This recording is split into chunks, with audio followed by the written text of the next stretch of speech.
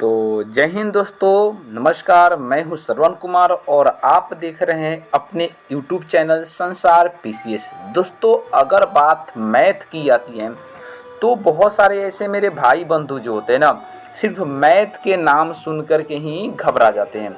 तो दोस्तों, इस वीडियो के लाने के मकसद यही है कि जितने भी आप मैथ सुबह से लेकर के शाम तक चाहे जो भी वर्क करें, हर जगह कहीं ना कहीं मैथ का यूज पड़ता है। लेकिन बात जब आती है मैथ का तो होता है क्या कि सॉल्व कैसे करें। तो मैथ का जो फार्मूला होता है ना, वो बेसिक नीड होता है। दोस्तों, आप मात्र 5 मिनट टाइम निकाल लें और 5 मिनट के बाद आप जितने भी ये 6 टॉपिक जो मैं लिखा हूँ ना, आप चुटकियों में सॉल्व करेंगे। अगर चुटकियों में सॉल्व करना है और मैथ की अच्छे जानकारी आपको रखना है तो आपको ये वीडियो आपके लिए अति महत्वपूर्ण है। तो चलिए मैं बात बता रहा हूँ कि आज के सेशन में आपको क्या क्या मिलने वाला है। आज के सेशन के थंबनेल को ही देख करके आपको मालूम चल गया होगा कि मैं क्या बताने वाला हूँ। पहला हम लोग देखेंगे किसी भी, जैसे में जितने भी टॉपिक हैं, जैसे में फर्स्ट टॉपिक है आयत यानी रेक्टेंगल, उसके बाद सेकेंड टॉपिक है हमारा वृत्त, थर्ड टॉपिक है समानांतर चतुर्भुज, फोर्थ टॉपिक है समचतुर्भुज, फिफ्थ टॉपिक है समलंब चतुर्भुज और छठा टॉपिक है हमारा वृत्त 2 जगह लिखा गया है। तो इसमें हम लोग 5 टॉपिक को हम लोग देखेंगे। अब फर्स्ट टॉपिक में जो भी हम लोग देखेंगे उसके परिभाषा देखेंगे लोग, परिभाषा के साथ साथ सूत्र भी देखेंगे लोग, और जहाँ पे आवश्यकता पड़ेगा उसका उदाहरण देखेंगे लोग, या तो पार्ट 2 में इसके सारे क्वेश्चन में एक एक करके आपको बताऊंगा। अब बात आती है का कि हम कैसे मतलब इसे याद करें। मैं याद के साथ साथ आपको रटवाने वाला कोई विधि नहीं लगाने वाला हूँ। सिर्फ आप वीडियो को देखें और अंततः आपको सारे के सारे याद हो जाएगा। चलिए, तो बिना टाइम गए हम लोग वीडियो को शुरू करते हैं। अगर बात किया जाए सबसे पहले आयत की, तो आयत को हम लोग क्या कहते हैं लोग हिंदी इंग्लिश में रेक्टेंगल। अब बात आती है तो आयत किसे कहा जाता है। अब आपको पेन और पेपर रखना है और इसको जैसे जैसे मैं बोलूँगा वैसे वैसे आपको क्या करना है, लिखना है। तो मैं आपको अंततः अगर नहीं भी लिखना है तो मैं इसका PDF आपको टेलीग्राम पे डाल दूंगा।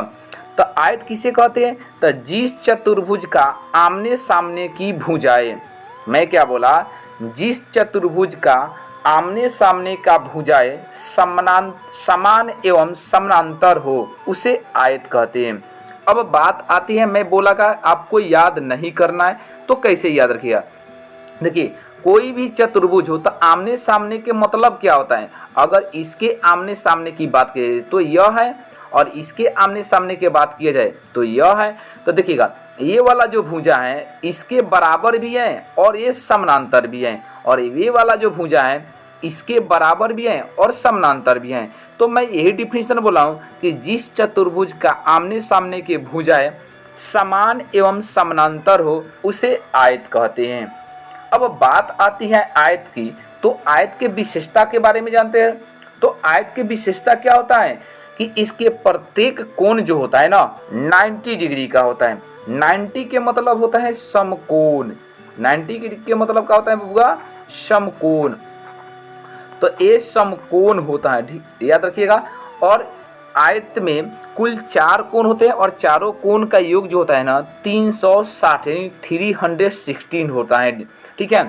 तो प्रत्येक कोण 90 का होता है और विकर्ण जो होते हैं समान होते हैं।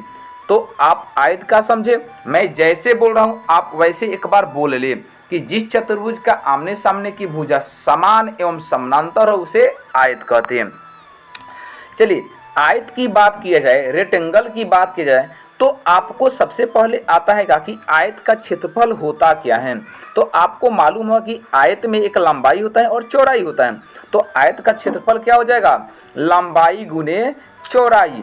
लंबाई को हम लोग L से सूचित करते हैं और चौड़ाई को हम लोग B से यानी वृत्त होता है। तो आयत का क्षेत्रफल क्या हो जाएगा, L गुने B या लंबाई गुने चौड़ाई। अब बात आता है कि क्षेत्रफल हो गया, तो आयत का परिमाप क्या होगा? तो आपको मालूम होगा ना कि आयत का परिमाप जो होता है 2 इंटू लंबाई प्लस चौड़ाई होता है, यानी 2 इंटू एल प्लस बी भी बोल सकते हैं। अगला है कि 4 दीवारों का क्षेत्रफल।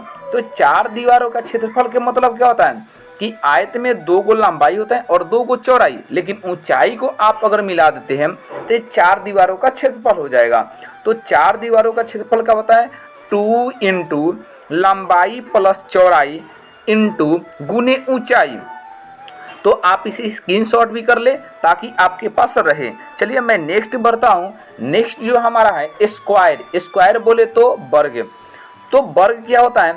करे उस चतुर्भुज को वर्ग कहते हैं। किस चतुर्भुज को वर्ग कहते हैं? तो उस चतुर्भुज को वर्ग कहते हैं जिसकी सभी भुजाएं समान एवं प्रत्येक कोण, सभी भुजाएं समान एवं प्रत्येक कोण 90 डिग्री का हो और आपस में आमने सामने की भुजा भी क्या होती है? इसमें भी आपको समानांतर होती है। तो बात आता है कि वर्ग का क्षेत्रफल क्या होता है। तो आपको मालूम होगा कि वर्ग का क्षेत्रफल जो होता है भुजा गुने भुजा या भुजा के स्क्वायर। अब बात आती है वर्ग के विकर्ण के बारे में। विकर्ण की बात करें तो डायगोनल के बारे में। तो आप देखिएगा वर्ग का विकर्ण निकालिएगा तो वर्ग का विकर्ण जो होता है भुजा गुने √2 होता है। भुजा गुने √2 होता है और वर्ग में कुल 2 विकर्ण होती हैं। ठीक है। अब बात आता है वर्ग का परिमाप। तो वर्ग का परिमाप क्या है? चारों भुजाओं का योग या 4 गुने भुजा। तो आप क्या देखें? पहला में आप आयत देखें, रेक्टेंगल देखें, दूसरा में आप वर्ग देखें। अब तीसरा की तरफ बढ़ते हैं। तीसरा जो है हमारा समानांतर चतुर्भुज है। इस समानांतर चतुर्भुज होता क्या है? बहुत सारे लोगों को मन में प्रश्न होता है। बस आप सिर्फ इत्मीनान से सुने, आपको अंततः सारे याद हो जाएगा। मैं बताया आयत का क्षेत्रफल लंबाई गुने चौड़ाई, वर्ग का क्षेत्रफल भुजा स्क्वायर। अब आता है समानांतर चतुर्भुज का। तो जिस चतुर्भुज की सम्मुख भुजाएं, सम्मुख के मतलब होता है आमने सामने की भुजाएं। देखिए ए इसके आमने सामने की भुजा यह है और इसके आमने सामने की भुजा यह है। तो मैं बोला हूँ जिस चतुर्भुज की सम्मुख भुजाएं समानांतर एवं समान हो उसे समचतुर्भुज कहते हैं। तो समानांतर भी होती हैं और समान भी होती हैं, उसे क्या कहते हैं? समचतुर्भुज कहते हैं। अब बात आता है समचतुर्भुज का क्षेत्रफल। तो समचतुर्भुज का क्षेत्रफल क्या होता है? तो आपको आधार गुने आपका ऊंचाई होता है। ऊंचाई बोले तो यानी आधार गुने ऊंचाई, या आप इसे और भी बोल सकते हैं यानी एल गुने बी भी बोल सकते हैं। ठीक है। तो कोई दिक्कत इसमें नहीं है। अब बात आता है का कि समानांतर चतुर्भुज का परिमाप। अब समानांतर चतुर्भुज की परिमाप की बात करें तो समानांतर चतुर्भुज का परिमाप जो होता है 2 गुने असनन भुजाओं का योग, यानी 2 गुने असनन भुजाओं का योग जो होता है इसके परिमाप होता है, या इसे बोल सकते हैं चारों भुजाओं का योग। नोट में 1 नंबर याद रखिएगा कि समानांतर चतुर्भुज का विकर्ण परस्पर एक दूसरे को समद्विभाजित करते हैं। बिल्कुल सही है। देखिएगा ओ बिंदु पर एक क्या कर रहे हैं? समद्विभाजित कर रहे हैं। नोट नंबर 2 कह रहे हैं का एक विकर्ण समानांतर चतुर्भुज को 2 समान त्रिभुजों में बांटते हैं। बिल्कुल सही है। जैसे में आप देखिएगा कि अगर एक मैं विकर्ण खींच रहा हूँ, एक मैं यहाँ से विकर्ण खींच रहा हूँ, तो देखिएगा एक त्रिभुज ये हो गया, एक त्रिभुज यह हो गया। चाहे आपको अगर इसको भी आप खींचते हैं, अगर बी को डी से मिलाते हैं तो पर भी एक त्रिभुज ये बनेगा, एक त्रिभुज ये बनेगा। तो एक का मैं 2 समान त्रिभुजों में बांटते हैं। ठीक है। नेक्स्ट बढ़ते हैं समचतुर्भुज यानी रेम्बोस। तो अब कह रहा है का उस समानांतर चतुर्भुज को समचतुर्भुज कहते हैं जिसकी सभी भुजाएं, क्या मैं बोला हूँ, उस समानांतर चतुर्भुज को समचतुर्भुज कहते हैं जिसकी सभी भुजाएं समान तथा विकर्ण परस्पर समकोण पर समद्विभाजित करता हो पर कोई कोण समकोण नहीं होता है। तो इसका कोई कोण समकोण नहीं होता है, लेकिन लिखा था परस्पर समद्विभाजित तो करता है, समकोण पर करता है। अब बात आता है इसका कि समचतुर्भुज का क्षेत्रफल क्या होता है। तो समचतुर्भुज का क्षेत्रफल होता है विकर्णों का गुणनफल बटा 2। क्या बोला? विकर्णों का गुणनफल बटा 2। जबकि अगर बात किया जाए समचतुर्भुज का परिमाप का, यानी तो ध्यान रखिएगा समचतुर्भुज का परिमाप जो होता है 4 गुने भुजा। क्या होता है? 4 गुने भुजा। अब बात आता है समचतुर्भुज का एक क्षेत्रफल की बात किया जाए तो आधार गुने ऊंचाई भी होता है। तो आपको यहाँ तक ले कोई दिक्कत नहीं होना चाहिए। मैं बार बार बोल रहा हूँ, आप चाहे तो कॉपी और पेन से लिखते चलिए, नहीं तो स्क्रीनशॉट ले लीजिए और अंततः आपका पीडीएफ तो मिल जाएगा। अगर वीडियो अच्छा लग रहा है तो वीडियो को लाइक ज़रूर करें और नई बार है तो चैनल पर सब्सक्राइब करें। और वैसे भाई बंधु जो कोचिंग अफोर्ड नहीं कर सकता है, इस वीडियो का लिंक शेयर कर दे ताकि उसका भी कल्याण हो सके। ठीक है, अब आता है यहाँ पे मैं एक क्वेश्चन लिया हूँ ताकि आपको समझा सकूँ। जैसे कर है समचतुर्भुज का क्षेत्रफल और परिमाप निकालने का सूत्र। मतलब यहाँ पे आपको क्या ज्ञात करना है? एक तो क्षेत्रफल निकालना है और दूसरा परिमाप ज्ञात करना है। तो समचतुर्भुज की बात की जाए तो अभी बताया ना कि समचतुर्भुज का क्षेत्रफल क्या होता है, तो विकर्णों का गुणनफल। तो देखिए इस विकर्ण का मान कितना दिया है, तो देखिए 8 दिया है, और इस विकर्ण का मान कितना दिया है, पूरा 6 दिया है। तो विकर्णों का गुणनफल बटा 2। तो विकर्ण इसका मान हो गया 8, ए हो गया गुने 6 और 12 तो आप इसे 2 से काटिएगा तो 4 मरतबे कटेगा और 6 का 24 सेंटीमीटर स्क्वायर हो जाएगा। इसी तरह अगर परिमाप की बात किया जाए तो देखिए सभी भुजाएं क्या है, आपस में बराबर है। सभी भुजाएं क्या है, आपस में देखिएगा ये 5 सेंटीमीटर 5 सेंटीमीटर 5 सेंटीमीटर 5 सेंटीमीटर, इसको जोड़िएगा ते पर भी 20 सेंटीमीटर होगा, या 4 गुने भुजा कीजिएगा ते पर भी ये 20 सेंटीमीटर होगा। ठीक है, तो आई होप भी आप समझे होंगे। अगर समझ में आया तो कमेंट में ज़रूर यस लिखे कि सर समझ में आया, और जहाँ पे भी डाउट हो आप कमेंट में करें। और नेक्स्ट वीडियो किस टॉपिक पे चाहिए ये भी बताएं। अगला है हमारा समलंब चतुर्भुज ट्राइपिज्म। कर जिस चतुर्भुज की एक जोड़ी जिस चतुर्भुज की एक जोड़ी भुजा समानांतर हो, अन्य जोड़ी भुजाएं असमानांतर हो तो उसे समलंब कहते हैं। थोड़ा सा फिगर में देखिए, ये जो भुजा है आपस में ये समानांतर है, चाहे कहीं पे भी बढ़ा लीजिए ये समानांतर है, लेकिन ये वाला जो भुजा है ये कहीं ना कहीं आपस में जाकर प्रतिच्छेद करेगा। तो देखिएगा एक जोड़ी भुजा जो है समानांतर है और एक जोड़ी भुजा जो है असमानांतर है, तो इसे क्या कहते हैं, समलंब चतुर्भुज कहते हैं। समलंब चतुर्भुज का क्षेत्रफल की बात किया जाए तो समानांतर भुजाओं का योग गुने ऊंचाई बटा 2 होता है। समानांतर चतुर्भुज के क्षेत्रफल कहता है, तो ध्यान रखिएगा समानांतर चतुर्भुज का क्षेत्रफल समानांतर भुजाओं का योग गुने ऊंचाई बटा 2 होते हैं।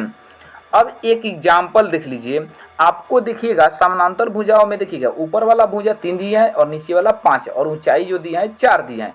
तो आपसे क्षेत्रफल पूछा है तो आपको ऊपर वाला 3 दिया है और नीचे वाला 5, तो 3 और 5 को जोड़िएगा, 3 और 5 को, तो 3 + 5 और ऊंचाई कितना दी है 4 अब बटा 2। आप इसे काट सकते हैं 2 से, 2 मरतबे 5 और 3 8, 8 गुने 2 तो 8 दूना 16। तो आई हो भी आपको समझ में आ रहा होगा।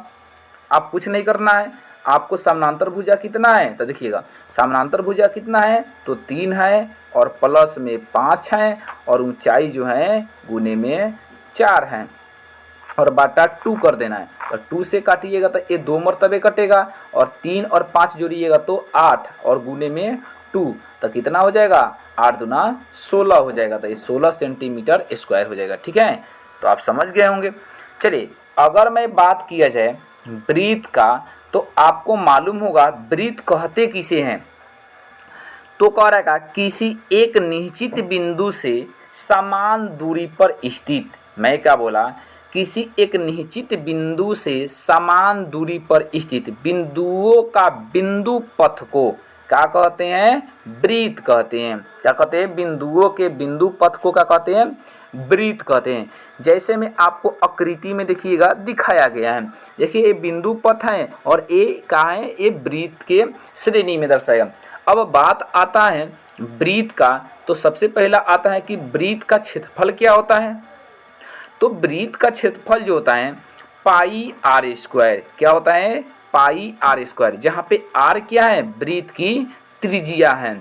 जबकि बात आए क्षेत्रफल के साथ परिधि की बात किया जाए, तब परिधि जो होता है 2 पाई आर, क्या होता है, 2 पाई आर। अगर आर के जगह पर आप रखना चाहोगे तो देखिएगा पाई और 2r भी रख सकते हैं, और 2r को क्या कहते हैं, डी कहते हैं। क्या कहते हैं, 2r को कहते हैं, डी कहते हैं। तो वृत्त का परिधि एक और भी हो जाएगा पाई डी, क्या हो जाएगा, पाई डी, जहाँ डी क्या कहलाएगा, वृत्त का आपको व्यास कहलाएगा। चलिए अब आते हैं हम वृत्त की त्रिज्या को। तो वृत्त की त्रिज्या क्या होती है, तो वृत्त के केंद्र से परिधि को मिलाने वाली जो सरल रेखा होती है ना, वृत्त की त्रिज्या कहलाती है। मैं क्या बोला, वृत्त की त्रिज्या, तो वृत्त के केंद्र से परिधि को मिलाने वाली जो सरल रेखा होती है वो वृत्त की त्रिज्या कहलाती है। वृत्त के त्रिज्या को r से सूचित किया जाता है, और r जो होता है ना, यानी 2 गो r, देखिएगा यहाँ पे फिगर में देखिए, ये भी r है और इधर भी r है, और ये पूरे जो r है ना ये d के बराबर है। तो हम कह सकते हैं कि r प्लस r बराबर d, यानी 2r। ये भी तो हम कह सकते हैं ना कि 2r बराबर d, 2r बराबर d। तो कभी कभी आपसे पूछ लगता है ना कि r बराबर क्या होगा, तो देखिएगा r बराबर 2 इधर गुना कर रहा है, इधर जगह तो भागता d/2 आपका होता है, यानी वृत्त के त्रिज्या व्यास के क्या होती है, आधी होती है। ठीक है, चलिए नेक्स्ट बढ़ते हैं। नेक्स्ट जो हमारा है वृत्त का व्यास है। ये वृत्त का व्यास होता क्या है, जिसको डायमीटर बोलते हैं। कह रहे वह रेखा जो वृत्त के केंद्र से होकर गुजरती है वृत्त के व्यास कहलाती है। बिल्कुल सही, वैसी रेखा जो वृत्त के केंद्र से होकर, जैसे मान लीजिए ये वृत्त है, आप मान लीजिए कि क्या है, ये वृत्त है, और वृत्त के बीचों बीच जो रेखा गुजरेगी वही क्या कहलाएगी, वृत्त के व्यास कहलाएगी। अब बात आता है वृत्त का व्यास वृत्त के 2 समान वर्गों में विभाजित करता है, जिसे अर्धवृत्त कहते हैं। तो आई होप भी समझ में आया होगा कि वृत्त का जो व्यास होता है वृत्त को 2 बराबर भागों में बांटता है। तो व्यास, अभी इसके पहले आपको सूत्र क्या बताया कि व्यास बराबर क्या होता है, 2 गुने त्रिज्या, यानी d बराबर 2r होता है। कोई कंफ्यूजन नहीं होना चाहिए। अब बात आता है आपको त्रिज्या खंड। देखिए 6 टॉपिक को हम कवर किए थे, तो 2 जगह वृत्त हो गया था, लेकिन देखिए छठा जो टॉपिक हमारा त्रिज्या खंड। अब त्रिज्या खंड क्या होता है, तो किन्हीं वृत्त के 2 त्रिज्याओं एवं उसके अंतर्गत चाप से बनी आकृति को त्रिज्या खंड कहते हैं। जैसे त्रिज्या खंड आपको देखिए ये वृत्त है, और देखिए छोटी सी ये आकृति को मैं क्या कर दिया, काट दिया। तो एक काटने के जो खंड हुआ ना, इसी को त्रिज्या खंड कहते हैं, क्योंकि त्रिज्या के माध्यम से मैं काट रहा हूँ। मैं क्या बोला, ये देखिए ये वृत्त है, जैसे मान के चलिए कि ये मैं बड़ा बना आकृति, ये वृत्त है और बीच में इसके केंद्र है, तो इसको मैं ऐसे काट रहा हूँ, तो ये वास्तव में ये क्या है, त्रिज्या है, और ये भी क्या है, त्रिज्या है, और इसको काट कर जो मैं निकाल रहा हूँ ये क्या है, खंड है। तो इसी को तो त्रिज्या खंड कहते हैं। तो एक वृत्त में अगर कोई त्रिज्या को काटा जाता है, खंडित किया जाता है, तो 2 भागों में, एक छोटे होता है और एक बड़ा। तो छोटे को लघु त्रिज्या खंड और बड़े को दीर्घ त्रिज्या खंड कहते हैं। तो त्रिज्या खंड का क्षेत्रफल क्या होता है, तो ध्यान में रखिएगा पाई आर स्क्वायर थीटा बटा 360 होता है, ये आपको याद रखना है। आगे है त्रिज्या खंड का परिमाप क्या होता है, तो त्रिज्या खंड का परिमाप होता है थीटा बटा 360 गुने 2 पाई आर प्लस 2r। ठीक है, आपको सिर्फ फॉर्मूला याद रखना है, बाकी सब मैं क्या बोला था पहले ही कि फार्मूला इज द कंसेप्ट। अगर फार्मूला आपको अच्छे से याद है तो सारे क्वेश्चन बनेगा, और फार्मूला नहीं याद है और बच्चे इसी को देख करके भाग जाते हैं, तो जीवन में भागने से कुछ नहीं, आपको कहा जाता है ना कि रख हौसला वो मंजर भी आएगा, प्यासे के पास चलकर समंदर भी आएगा। रख हौसला वो मंजर भी आएगा, प्यासे के पास चलकर समंदर भी आएगा। ना थक ए मंजिल के मुसाफिर, मंजिल भी मिलेगी और मिलने के मज़ा भी आएगा। तो मिलने के मज़ा कब आएगा? जब आपके पास बेसिक हो रहेगा, नीड रहेगा, आपके पास फॉर्मूला रहेगा, तब तो त्रिज्या खंड का परिमाप क्या होता है? थीटा बटा 360 2 पाई आर प्लस 2r। अब लघु त्रिज्या खंड का क्षेत्रफल क्या होता है? तो पाई आर स्क्वायर थीटा बटा 360 minus 1/2 r square sine theta. बस आप दोस्त मेरे याद रखिए, इसे कॉपी पेन पर कहीं पर लिख लीजिए ताकि आपको याद रहे। अब बात आती है जीवा यानी चाप कर्ण। तो ये होता क्या है जीवा? तो किसी भी करें किसी वृत्त के परिधि के किन्हीं दो बिंदुओं को मिलाने वाली रेखाखंड को वृत्त का जीवा कहते हैं। जैसे मैं आपको देखिए है वृत्त में आपसे सबसे पहले आता है, इसमें ऑब्जेक्टिव क्वेश्चन पूछता है कि बताइए कि एक वृत्त में कितने जीवाएं होता हैं। तो ध्यान रखिएगा, एक वृत्त में अनंत जीवाएं होते हैं। पहला ऑब्जेक्टिव, वृत्त में सबसे बड़ी जीवा वृत्त के क्या कहलाती हैं? तो नोट नंबर में लिखा हूं, वृत्त में सबसे बड़ी जीवा वृत्त का व्यास कहलाती हैं। तो आई होप भी आपको समझ में आ रहा होगा। अगर आ रहा है तो वीडियो को लाइक जरूर करें। अगला है संकेंद्रीय वृत्त। अब संकेंद्रीय वृत्त में बहुत सारे लोगों को समस्या होता है, आप समस्या को दूर करें। अच्छा बताइए, एक छोटे वृत्त हैं और एक बड़े वृत्त हैं और दोनों वृत्त का केंद्र जो है ना एक ही है, तो वैसे वृत्त को संकेंद्रीय वृत्त कहते हैं। बस इतना ध्यान रखिएगा, जब दो वृत्त का केंद्र एक ही हो तो वैसे वृत्त को संकेंद्रीय वृत्त कहते हैं। बस इतना डेफिनेशन याद रखिए।